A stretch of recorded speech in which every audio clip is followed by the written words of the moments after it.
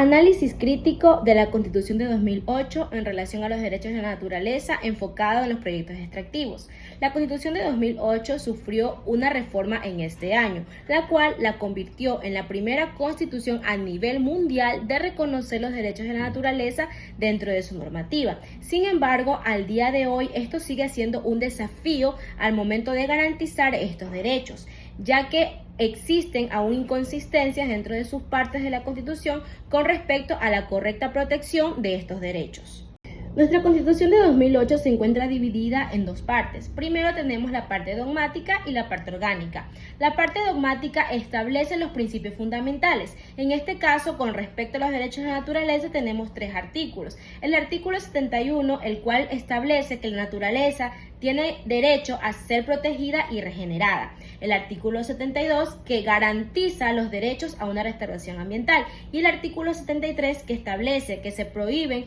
todas las actividades que alteren ecosistemas o que provoquen extinción de especies. Estos artículos reflejan la visión que tiene la Constitución de proteger la naturaleza y de establecer un modelo de desarrollo sostenible en concordancia con un buen vivir para todas las personas que viven en estos ambientes. Ahora bien, la otra parte en la que se divide la Constitución es la parte orgánica, la cual dentro de su cuerpo posee una gran cantidad de contradicciones,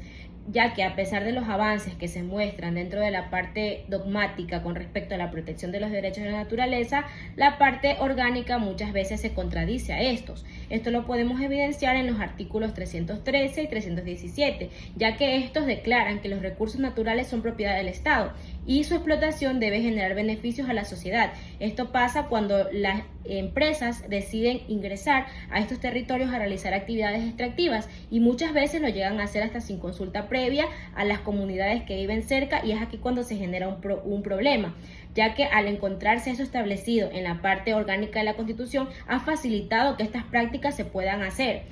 Lo cual muestra que aunque la Constitución, por un lado, en su parte dogmática proteja al medio ambiente, en la práctica las políticas económicas aún siguen dependiendo de los recursos naturales, ya que el país, Ecuador, en su gran mayoría, la economía de este depende de la extracción minera y petrolera que se da dentro del país. Es por esto que han nacido una gran cantidad de acciones que buscan proteger la naturaleza dentro del Ecuador, como es el caso de la sentencia 1149-19/JP/21, la cual se convirtió en un caso clave que evidencia la contradicción que existe entre estas dos partes, ya que esta sentencia es relacionada con la explotación minera que existió, en este caso en el bosque protector Los Cedros. Dando un contexto del caso, se puede establecer que se dio debido a que comunidades y organizaciones de este lugar demandaron al Ministerio de Ambiente y a la empresa nacional minera, la cual estaba realizando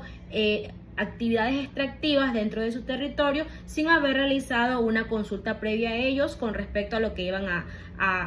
realizar dentro de su territorio. Se argumentó que las actividades que ellos estaban desempeñando en el sitio estaban afectando su derecho a un ambiente sano, al agua y los derechos de la naturaleza de este lugar.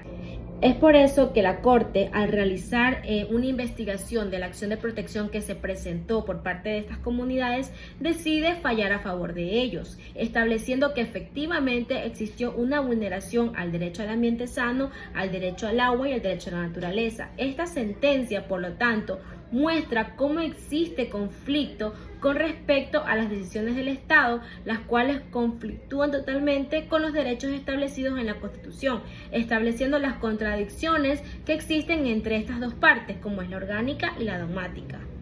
Llegando a una conclusión del análisis crítico presentado de las partes de la Constitución relacionadas a una sentencia, como es en este caso una que establece los derechos de la naturaleza en relación a los proyectos extractivos, se puede establecer que efectivamente la Constitución de 2008 muestra un avance con respecto a reconocer los derechos de la naturaleza, pero sin embargo en su aplicación aún está enfrentando conflictos, ya que su estructura aún establece al poder como parte principal antes que garantizar los derechos a proteger, en este caso como es la naturaleza. Por lo tanto, se recomienda que para lograr una verdadera protección ambiental es necesario en primera instancia reformar la parte orgánica para que la protección ambiental no únicamente quede en un papel escrito. De la misma forma, se recomienda que se le pueda dar mayor participación a las comunidades en decisiones que se realicen con respecto a proyectos extractivos, y de la misma forma se debe realizar una evaluación ambiental más rigurosa